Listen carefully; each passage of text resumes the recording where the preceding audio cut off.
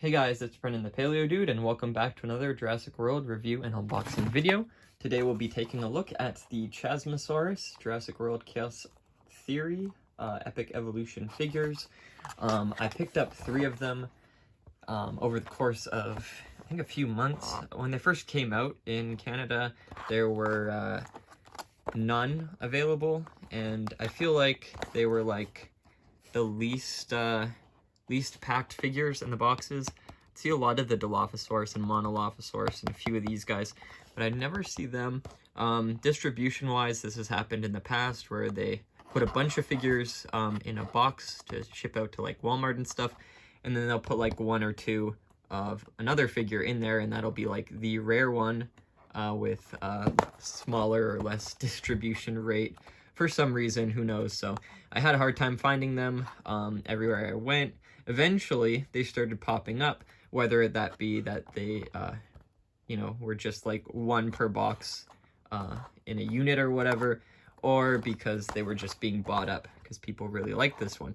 Nonetheless, I found 3, and I'm happy with that because I have 3 of the Lost World 1997 ones, and I really love them. They're great for herd building, and obviously seeing that Mattel finally has their own Chasmosaurus, I wanted to kind of grow the herd a little bit with these guys. The colors are a little bright for my taste. It would have been neat if they had some sort of play on the original coloration, but nonetheless, I'm not too disappointed. I do actually like the colors. Here's a little comparison. They're not too bright, like they're pretty muted or dulled down, which is kind of nice. If they were any brighter though, I'd have a big problem with it. The only issue I have is they don't really they don't have a similar vibe, you know. The coloration is just off enough for it to not look too good next to each other for like photography reasons and stuff. Their styles are a little bit different, or a lot bit different. There's a lot of spikes on the top. This is actually a really nice design though. They did a great job with the spines sticking out of the head.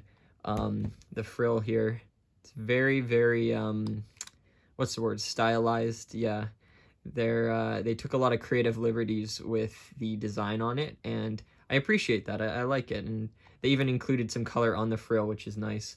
But yeah, just because they have different styles, it's a little hard to blend them together and make them feel realistically like they're the same species or in a herd together. I'll give it a try though. It doesn't hurt. I mean, nonetheless, the colors remind me more of the first and second Mattel lineup, the Jurassic World Fallen Kingdom stuff and the Dino Rivals. These guys are very reminiscent of that color-wise, with the kind of lighter earthy tones. So I feel like they'd fit in quite a lot more there. Overall, their body design is pretty neat. They've got a kind of ovular body, no paint on the tail, which is fine. Doesn't really stand out that much since the paint on the body and the head really make up for that and draw your attention, obviously, towards the front. I would have wished that the bottom jaw, wish they put paint on there, maybe continued the green. Something about the head being fully orange without any kind of balance of green on it stands out to me. Who knows, I might give it a try and paint that lower jaw, but I don't know if I'll be able to get the proper green mixture that the body is to do that. So I probably won't try it, but if I do ever, I'll make a video on it, because I do want to see what that'd look like with a bit more balance, color balance on it. I think it would just be the icing on the cake if they did that, or the cherry on the top. But regardless, I'd say these are definitely great figures to pick up if you want a good callback to the Lost World, or if you want a quality Ceratopsian figure. The action feature is really nice and fun. Size-wise, they're a little bit taller than the what is this guy? Cosmoceratops? Something like that. But the frill height's definitely a lot taller, and it's thinner. It's not as wide. Kind of reminds me of the Strachosaurus in terms of thinness. The head, though, it's definitely a lot taller, a lot thinner. That's pretty cool. Spinoceratops compared to it is massive, actually. It's huge, which is nuts, because this is the basic line figure, not a one with an action feature, though I do think they included one with an action feature in the Dino Trackers lineup, which makes sense, obviously, because it's such a large size. But yeah, no, you can see the ribs in between there. You can see the muscles on the shoulder blade there. And I think a little bit of articulation with splaying the legs out, which is nice. So you can have them properly stanced. Form a defensive wall against a predator with their big, intimidating shield. Now, another thing is their height, their actual size. I've seen one in a museum, a skeleton of one of these guys, I think at the Tyrrell, and this is pretty accurate, maybe a little bit larger.